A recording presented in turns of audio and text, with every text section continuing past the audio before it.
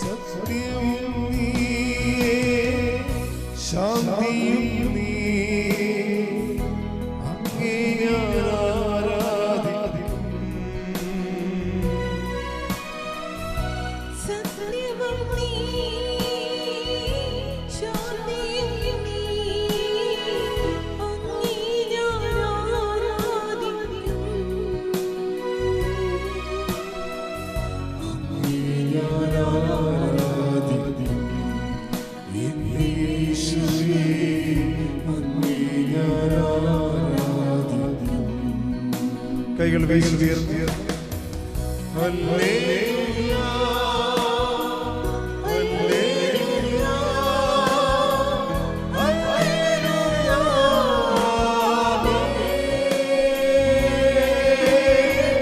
Hallelujah hallelujah hallelujah യേശുവേ ആരാധന യേശുവേ ഹല്ലേലൂയ ഹല്ലേലൂയ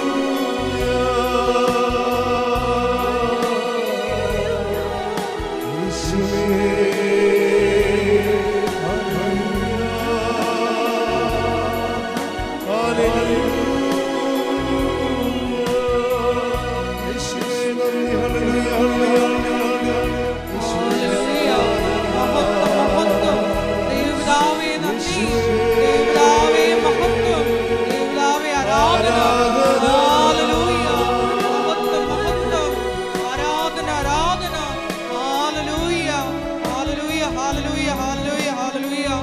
ആഗ്രഹിച്ച് സ്തുതിച്ചു പ്രാർത്ഥിക്കാം. ഹല്ലേലൂയ.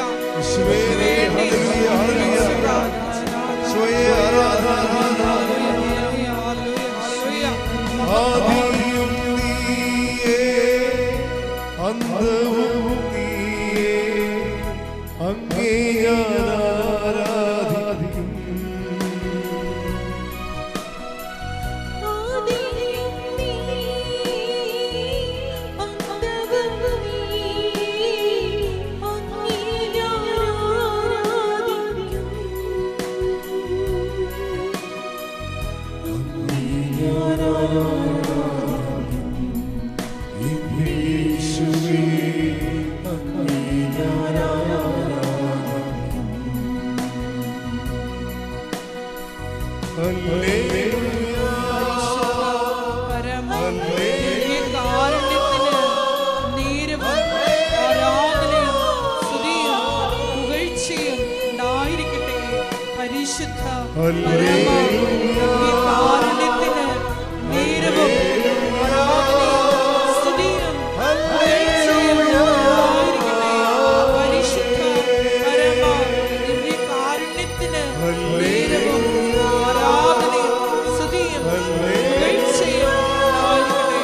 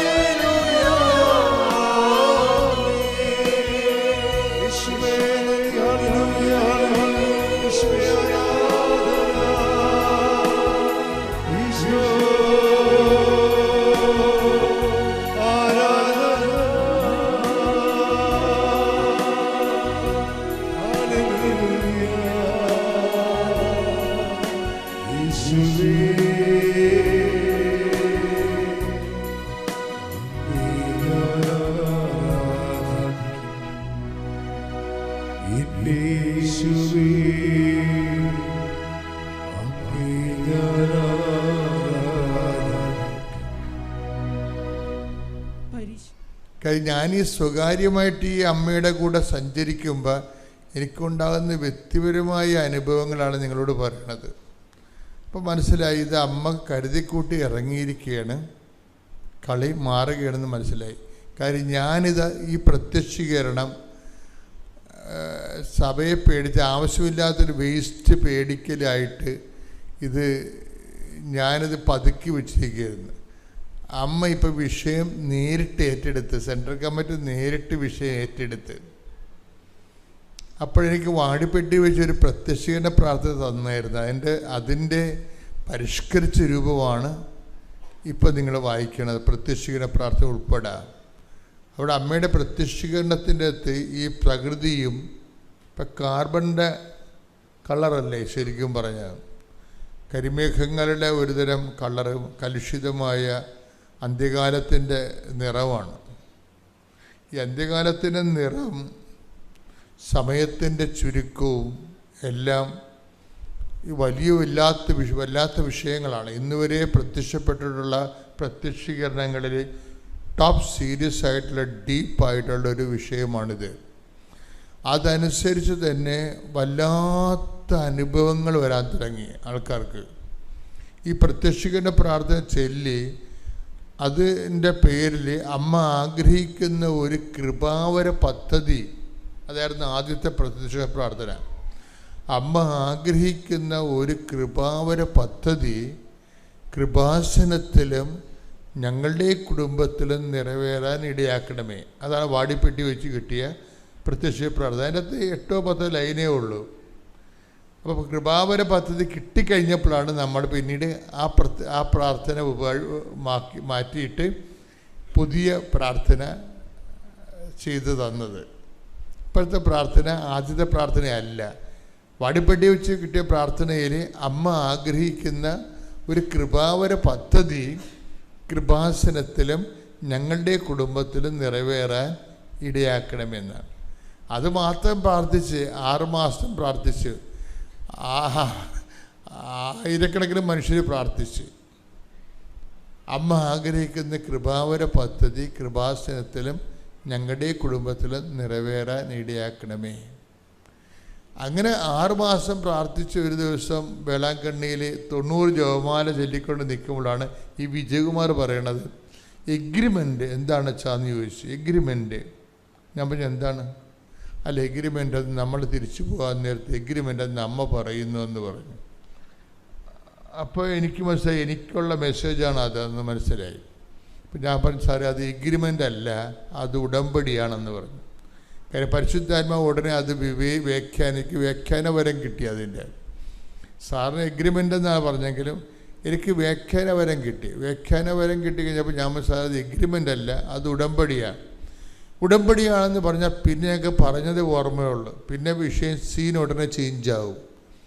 എന്നിട്ട് ഉടനെ ഞാൻ പറയും, സാറേ പേപ്പർ കീറിയെടുത്തേ. അപ്പോൾ സാർ ഉടനെ താഴെ ഇരുന്ന് കെട്ടിയും പൊട്ടി പോരാൻ പോകുകയായിരുന്നു. രണ്ടാമത് സുഹൃത്ത് ബാഗ് തുറന്ന് പേപ്പർ എടുത്ത്, ഒരു പേപ്പർ എനിക്കും തന്ന് ഒരു പേപ്പർ സാറിനും എടുത്ത്. ഞാൻ കിഴക്കോട്ട് പോയി വേഗലമാതാവിൻ്റെ മുമ്പിൽ പോയി 4 കൊന്തയില്ലേ. ഞാൻ പറഞ്ഞു, ഇപ്പം അമ്മ കുറേ കാര്യങ്ങൾ നിങ്ങളോട് സംസാരിക്കും, ഇത് നിങ്ങൾ എഴുതി വെക്കാൻ പറഞ്ഞു. ആ പേപ്പർ അദ്ദേഹത്തിന് കൊടുത്ത് എനിക്ക് തന്ന പേപ്പറും കൊണ്ട് ഞാൻ കിഴക്കോട്ട് പോയി 4 കൊന്തയില്ലേ. 4 കൊന്തയില്ലേ. അപ്പോൾ എന്നോട് കുറേ കാര്യങ്ങൾ പറഞ്ഞു. അതെല്ലാം ഞാൻ നിറച്ച് എഴുതിയെടുത്തുകൊണ്ട് തിരിച്ച് ഇങ്ങേടുത്ത് 4 കൊന്തയും കഴിഞ്ഞ് ഇങ്ങേടുത്ത് വരുമ്പോൾ ഇങ്ങനെ വിഷണ്ണനായിരിക്കുക. ഞാൻ പറഞ്ഞു, എന്നാ പറ്റി? അമ്മ തന്ന് എഴുതിയ കാര്യങ്ങളൊക്കെ നിറച്ചുകൊണ്ട് പുള്ളിയുടെ പേപ്പറെ. പക്ഷെ അതെല്ലാം പാപങ്ങളെക്കുറിച്ചാണ് പറയണത്. എൻ്റെ കയ്യിലുള്ളത് മുഴുവൻ ബ്ലെസ്സിങ്സാണ്, നിറച്ച് ബ്ലെസ്സിങ്സ്. അപ്പോൾ ഇത് തമ്മിൽ ഒക്കണില്ല. പുള്ളിയുടെ കയ്യിലുള്ളത് പാപം, എൻ്റെ കയ്യിലുള്ള ബ്ലെസ്സിങ്സ്.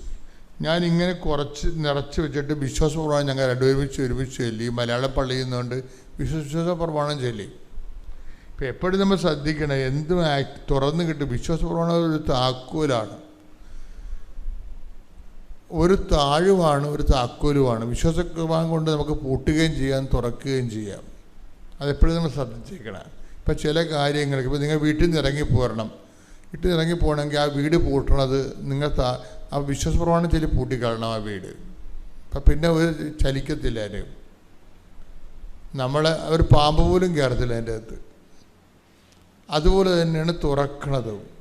ഇപ്പോൾ ഒരു കാര്യം മനസ്സിലായില്ലെങ്കിൽ ആദ്യം ചെയ്യേണ്ട വിശ്വാസപ്രമാണമാണ് ചൊല്ലണത്. ഇപ്പോൾ ഒരു കാര്യം മനസ്സിലാവണില്ല. ഇപ്പോൾ ഒരു കാര്യത്തിൽ ഒരു വീട്ടിൽ നിന്ന് ഇറങ്ങിപ്പോവുകയാണ്, ഇന്ന് ആരൊക്കെ കാണാൻ പറ്റും, അവരവിടെ ഉണ്ടാകുമോ, നമ്മൾ ചെല്ലുമ്പോൾ അവർ അംഗീകരിക്കുമോ, പറയണ കേൾക്കുമോ, പോകുന്ന കാര്യം നടക്കുമോ. അപ്പോൾ ആദ്യം ചെല്ലേണ്ടത് ഓപ്പൺ ചെയ്യേണ്ടത് താക്കോൽ വിശ്വപ്രമാണമാണ്. വിശ്വപ്രമാണം ചൊല്ലിയിട്ട് വേണം നിങ്ങൾ വേറെ എന്ത് പ്രാർത്ഥനയും ചെല്ലാൻ. അപ്പം ഞങ്ങൾ ഉടനെ ഇത് മനസ്സിലാവണില്ലല്ലോ എന്ന് വിചാരിച്ചുകൊണ്ട് ഉടനെ ഞങ്ങൾ വിശ്വപ്രമാണം ചൊല്ലി. വിശ്വപ്രമാണം ചൊല്ലിയ ഉടനെ ഈ സാധനം തുറന്ന് കിട്ടി. എന്താണ്? അനുദപിച്ചാൽ നീ അനുഗ്രഹം പ്രാപിക്കും. അപ്പോഴാണ് അത് ഉടമ്പടിയാണത്. അപ്പം അത് ഓപ്പണായി. എന്താണ്? അനുദപിച്ചാൽ നീ അനുഗ്രഹം പ്രാപിക്കും. അപ്പോൾ ഈ 2 പേപ്പറിന് നടുക്കുള്ള വാക്കതാണ്. പരിശുദ്ധ അമ്മയ്ക്കും 1000 നന്ദി. എൻ്റെ പേര് ശില്പ. ഞാൻ വരുന്ന തിരുവനന്തപുരത്തു നിന്നാണ്. ഞാൻ ആദ്യമായി ഉടമ്പടി എടുക്കുന്നത് 20/1/2023 ആദ്യത്തെ പുതുക്കലിന് ശേഷം ഞാൻ ആദ്യം സാക്ഷ്യം പറഞ്ഞതാണ്. ഇതെൻ്റെ 2ാമത്തെ സാക്ഷ്യമാണ്. ഞാൻ ആദ്യമായി ഇവിടെ വരുന്നത് എനിക്കൊരു ജോലിക്ക് വേണ്ടിയിട്ടാണ്. ഞാനിവിടെ വന്ന് നിയോഗം വെച്ചതും അതാണ്. എനിക്ക് OET എക്സാം പാസ്സാവാനാണ് ഞാൻ ആദ്യം ഇവിടെ വന്നത്. ആദ്യം നിയോഗം വെച്ചത് അതായിരുന്നു. അതിനു മുന്നേ ഒരു കാര്യം കൂടി പറയാനുണ്ട്. ആദ്യത്തെ സാക്ഷ്യത്തെ ഞാനത് വിട്ടുപോയി പറയാൻ. ഞാനിവിടെ വന്നപ്പോൾ ആദ്യം അമ്മയുടെ കൂടെയാണ് വന്നത്. ബസ്സിൽ വന്നപ്പോൾ ഞങ്ങൾ ഓരോ സ്റ്റോപ്പ് ഇറങ്ങി ലേറ്റായാണ് ഇവിടെ വന്നത്. അപ്പോൾ അമ്മ എന്നോട് പറഞ്ഞു, ഇന്ന് ഉടമ്പടി എടുക്കാൻ പറ്റത്തില്ല, ഒരുപാട് താമസിച്ചല്ലോ എന്ന് പറഞ്ഞു. അപ്പം നല്ല വിഷമം ഉണ്ടായിരുന്നു. ഇവിടെ വന്നപ്പോൾ ഞാൻ ആദ്യം അൾത്താരയിൽ ഇരിക്കുന്ന മാതാവിനെ അല്ല കണ്ടത്. അവിടെ ആ നെഞ്ചിൽ ക്ലോക്കുള്ള മാതാവിനെയാണ് കണ്ടത്. ഞാൻ അവിടെ ജസ്റ്റ് ഒന്ന് ഉടമ്പടി ടോക്കൺ കിട്ടി.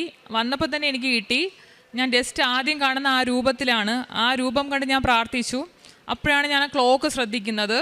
അതിലെ സമയം 9:40 പെട്ടെന്ന് എനിക്ക് എൻ്റെ വാച്ച് നോക്കണമെന്ന് തോന്നി. എൻ്റെ ചേച്ചി കൂടെ ഉണ്ടായിരുന്നു. അവളോട് ഞാൻ വാച്ച് നോക്കാൻ പറഞ്ഞപ്പോൾ വാച്ചിലെ കറക്റ്റ് സമയം 9:40. അമ്മയുടെ നെഞ്ചിൽ കണ്ട സമയവും 9:40. അപ്പോൾ ഞാൻ ഉറപ്പിച്ചു, എൻ്റെ സമയം മാതാവിൻ്റെ കയ്യിലുണ്ട്, മാതാവ് എനിക്കത് എല്ലാ സമയത്ത് തരുമെന്ന് ഒരു ഉറച്ച വിശ്വാസം ഇവിടെ കാലുകുത്തിയപ്പോൾ തന്നെ എനിക്ക് ലഭിച്ചു. ഇപ്പോൾ ഞാൻ നിൽക്കുന്നത് എൻ്റെ 9ാമത്തെ ഉടമ്പടിയിലാണ്. ഓരോ ഉടമ്പടി പുതുക്കുമ്പോഴും എനിക്ക് ദൈവം ഒരുപാട് അനുഗ്രഹം തന്നിട്ടുണ്ട്.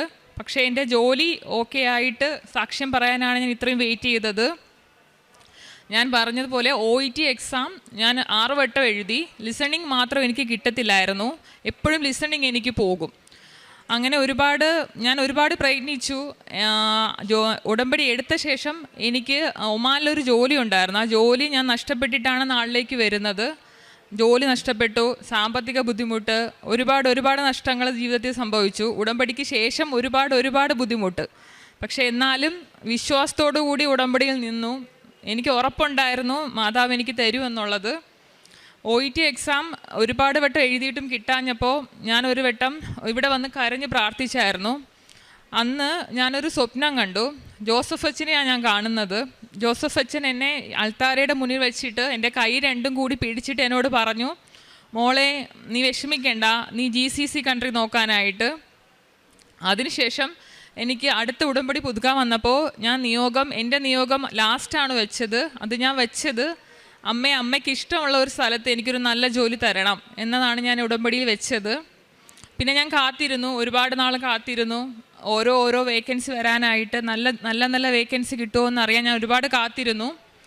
അങ്ങനെ ഒരുപാട് നാൾക്ക് ശേഷം എനിക്ക് ഒമാനിൽ മിനിസ്ട്രിയിലത്തേക്ക് ഒരു ഇൻ്റർവ്യൂ വന്നു.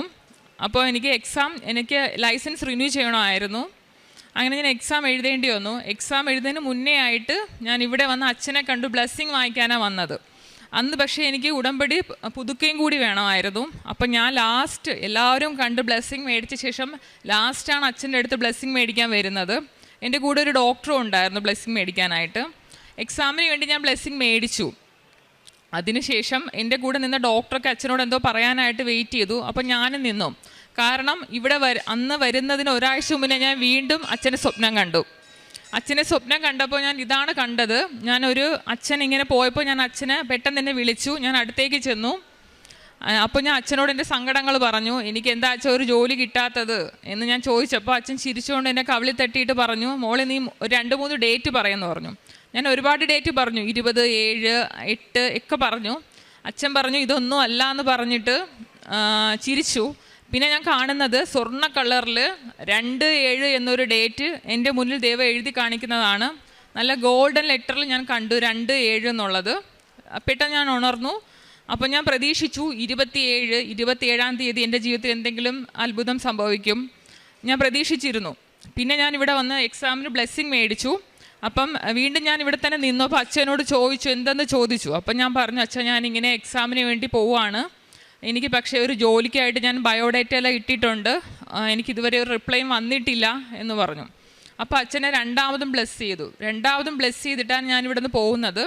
എക്സാം ഞാൻ പാസ്സായി. ഞാനിവിടെ നിന്ന് എക്സാം പാസ്സായി ഒരാഴ്ച കഴിഞ്ഞപ്പോൾ തന്നെ എന്നെ ഏജൻസിയിൽ നിന്ന് വിളിച്ചു. ഒമാൻ ഗവൺമെൻറ്റിലത്തേക്കുള്ള ഇൻ്റർവ്യൂവിൽ എൻ്റെ ബയോഡേറ്റ സെലക്ട് ആയി എന്ന് പറഞ്ഞിട്ട് ഇൻ്റർവ്യൂ അറ്റൻഡ് ചെയ്യാൻ വരാൻ പറഞ്ഞു. ഞാൻ ഇൻ്റർവ്യൂവിന് പോയപ്പോൾ അവിടെ ചെന്നപ്പോൾ ഇൻ്റർവ്യൂവിൻ്റെ അടുത്ത് എത്തിയപ്പോഴത്തേക്കും അവരെൻ്റെ ബയോഡേറ്റ ചെക്ക് ചെയ്തിട്ട് ആദ്യം പറഞ്ഞത് എനിക്ക് ഈ ഇൻ്റർവ്യൂ അറ്റൻഡ് ചെയ്യാനുള്ള ക്വാളിഫിക്കേഷൻ ഇല്ല, കാരണം എനിക്ക് റീസെൻ്റായിട്ട് രണ്ട് വർഷത്തെ എക്സ്പീരിയൻസ് ആണ് ഇപ്പോൾ ഹോസ്പിറ്റലിലുള്ളത്.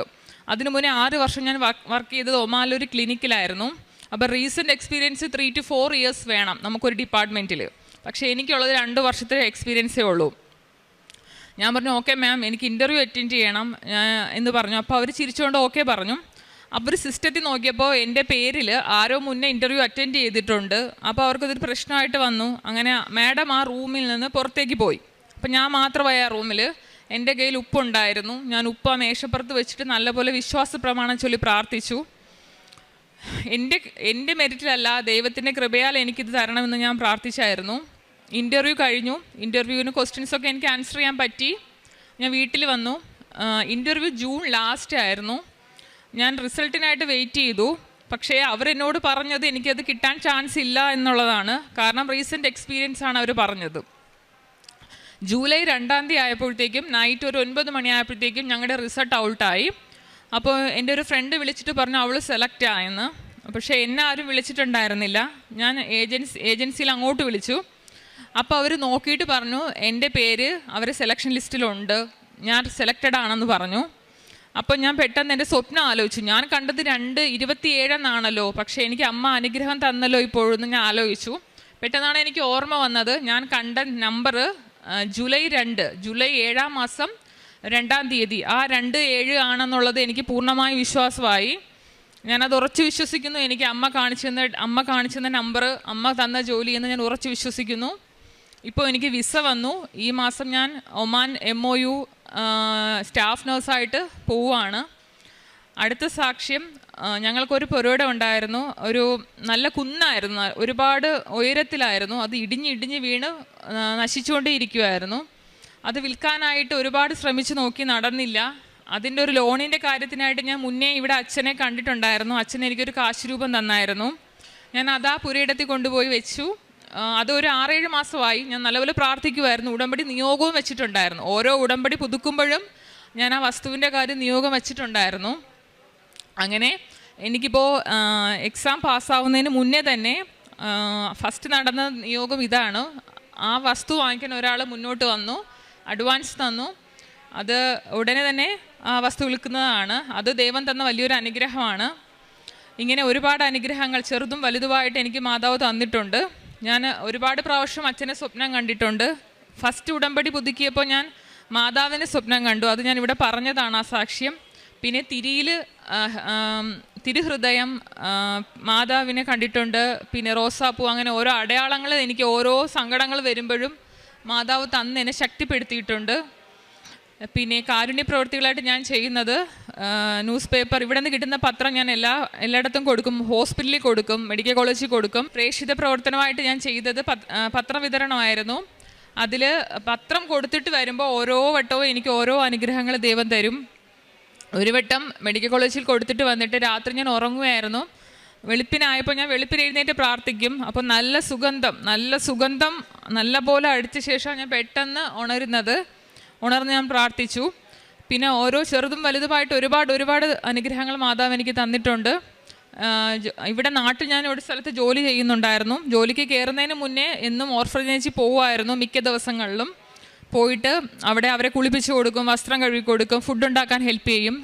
ജോലിക്ക് പോയ ശേഷം എനിക്ക് കിട്ടുന്ന സാലറിയിൽ നിന്ന് 1% ഞാൻ അവിടെ അവർക്ക് ഫുഡായിട്ടോ സാധനങ്ങളായിട്ടോ വാങ്ങിച്ചു കൊടുക്കും. എനിക്ക് സഹായിക്കാൻ പറ്റുന്ന എല്ലാവരെയും ഒന്നല്ലെങ്കിൽ വേറൊരു രീതിയിൽ ഞാൻ സഹായിക്കാറുണ്ട്. പിന്നെ ചോറ് പൊതി ഞാൻ കൊടുക്കും. എല്ലാ ദിവസവും ഉച്ചയ്ക്ക് ഡ്യൂട്ടിയുള്ള ദിവസങ്ങളിൽ ഒരു പൊതി ചോറുമായിട്ട് ഞാൻ പോവും. വഴിയിലിരിക്കുന്ന ആർക്കെങ്കിലും, വിശന്നിരിക്കുന്ന ആർക്കെങ്കിലും ഞാൻ ഒരു പൊതി ചോറ് കൊടുക്കും. ഇതൊക്കെയാണ് ഞാൻ ചെയ്യുന്ന കാരുണ്യ പ്രവൃത്തികൾ.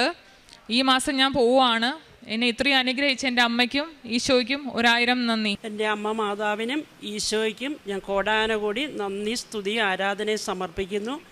അമ്മയുടെ പ്രതീക്ഷീകരണത്തിന് സാക്ഷിയായി യേശുവിൻ്റെ നാമത്തിൽ എന്നെയും എൻ്റെ മകനെയും ഇവിടെ നിർത്താൻ അമ്മ അനുവദിച്ചതിനെ ഓർത്ത് എൻ്റെ അമ്മയ്ക്കും എൻ്റെ ഈശോയ്ക്കും ഞാൻ കോടാനകോടി നന്ദി പറയുന്നു.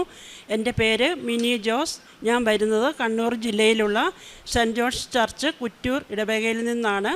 ഞാൻ ആദ്യമായി ഉടമ്പടി എടുത്തത് 2023 മെയ് 2-ാം തീയതിയാണ്. ഞാൻ ഉടമ്പടി എടുത്ത് 3 മാസക്കാലത്തേക്ക് എനിക്ക് ഒരു അനുഗ്രഹങ്ങളൊന്നും എനിക്ക് കിട്ടിയിട്ടില്ല. പക്ഷേ ഞാൻ രണ്ടാമത് ഉടമ്പടി പുതുക്കിയതിന് ശേഷം ഞാൻ കൂടുതൽ തീഷ്ണതയോടുകൂടി എല്ലാ കാര്യങ്ങളും ഞാൻ തീഷ്ണതയോടുകൂടി പ്രേക്ഷിത പ്രവർത്തനങ്ങളാണേലും കാരുണ്യ പ്രവർത്തികളെല്ലാം പ്രാർത്ഥനയെല്ലാം ഞാൻ കൂടുതൽ തീഷ്ണമായി ചെയ്യാൻ തുടങ്ങി. അതിനുശേഷം ഞാൻ അമ്മയുടെ മുമ്പിൽ വെച്ച എല്ലാ കാര്യങ്ങളും പറയാൻ പറ്റിയില്ല, 90% കാര്യങ്ങൾ എനിക്ക് നടന്നു കിട്ടിയിട്ടുണ്ട്. അപ്പോൾ അതിനുള്ള സാക്ഷികളായിട്ട് എൻ്റെ കൂട്ടത്തിൽ അനുഗ്രഹം കിട്ടിയവരെല്ലാവരും ഇല്ലാത്തത് കൊണ്ടാണ് ഞാനത് പറയാത്തത്. ഒരുപാട് അനുഗ്രഹങ്ങൾ എനിക്ക് തന്നതിനെ ഓർത്ത് എൻ്റെ പരിശുദ്ധ അമ്മയ്ക്ക് ഈശോയ്ക്ക് ഞാൻ നന്ദി പറയുന്നു. പിന്നെ എനിക്ക് സാക്ഷി ഇപ്പം എൻ്റെ മകൻ കൂട്ടത്തിലുള്ളതുകൊണ്ട് മകൻ്റെ നിയോഗം വെച്ചതാണ് ഞാൻ പറയാൻ പോകുന്നത്. എൻ്റെ മകൻ സൗദിയിൽ ജോലി ചെയ്യുകയായിരുന്നു. അപ്പോൾ അവിടെ അവന് IELTS പഠിച്ച് കാനഡയ്ക്ക് പോകണമെന്നൊരാഗ്രഹം ഉണ്ടായിരുന്നു. അപ്പോൾ അവന് 12 മണിക്കൂറാണ് അവിടെ ഡ്യൂട്ടി. അത് കഴിഞ്ഞ് വീട്ടിൽ വന്ന് ഭക്ഷണം ഉണ്ടാക്കിയതിന് ശേഷം വേണം അവൻ ഓൺലൈനായിട്ട് IELTS പഠിക്കുന്നത്. അപ്പം ഇവൻ സാധാരണ ഒരു മലയാളം മീഡിയത്തിൽ പഠിച്ച ഒരു ആവറേജ് സ്റ്റുഡൻ്റാണ് എൻ്റെ മകന്. അവന് കൂടുതൽ ഇംഗ്ലീഷൊന്നും അത്ര കാര്യമായിട്ട് അറിയത്തൊന്നുമില്ല. പക്ഷേ ഇവൻ എപ്പോഴും എന്നോട് പറയും, അമ്മ എനിക്ക് പരീക്ഷ എഴുതിയാൽ പാസ്സാവുമോ? അപ്പം 30,000 രൂപയുടെ അടുത്തുണ്ട് അവിടെ സൗദിയിലെ ഫീസ് കൊടുക്കാൻ. അപ്പോൾ ഇവൻ എന്നോട് പറഞ്ഞപ്പോൾ ഞാൻ പറഞ്ഞു, മോനെ നീ പേടിക്കണ്ട, ഞാൻ ഉടമ്പടിയിലാണ്, മാതാവ് എൻ്റെ കൂട്ടത്തിൽ നമ്മുടെ ഭവനത്തിൽ നിൻ്റെ കൂട്ടത്തിലും ഉണ്ട്, അപ്പോൾ നീ പേടിക്കേ വേണ്ട, നീ പഠിച്ചോ, പരീക്ഷ പാസ്സാവുമെന്ന് പറഞ്ഞു. അപ്പോൾ പരീക്ഷയുടെ ഡേറ്റ് എടുത്തു കഴിഞ്ഞ് അന്ന് പരീക്ഷയ്ക്ക് പോകുന്നതിന് മുമ്പായിട്ട് ഞാൻ പറഞ്ഞു വീഡിയോ കോൾ വിളിക്കാൻ പറഞ്ഞു. വീഡിയോ കോൾ വിളിച്ചു. മാതാവിൻ്റെ തൈലം ഇവൻ്റെ നെറ്റിയേലും ഇവൻ്റെ വായലും ചെവിയേലും ഞാൻ കുരിശ് വരച്ചു. ഞാൻ പ്രാർത്ഥിച്ചു, മോനെ നീ പൊയ്ക്കോ, നീ പേടിക്കണ്ട, പരീക്ഷ പാസ്സാവുമെന്ന് പറഞ്ഞു. ഫസ്റ്റ് ചാൻസ് തന്നെ എൻ്റെ മകൻ പരീക്ഷ പാസ്സായി. ഈശോയ്ക്കും അമ്മയ്ക്കും നന്ദി പറയുന്നു. പിന്നെ അതിന് ശേഷം ഇവന് വിസ പ്രോസസ്സിങ്ങിന് വേണ്ട പേപ്പർ വർക്കുകൾ നടക്കുകയായിരുന്നു. ഏജൻസിക്ക് നല്ലൊരു തുക കൊടുക്കണമായിരുന്നു. വർക്ക് വിസയ്ക്കാണ് അപേക്ഷ കൊടുത്തിരുന്നത്.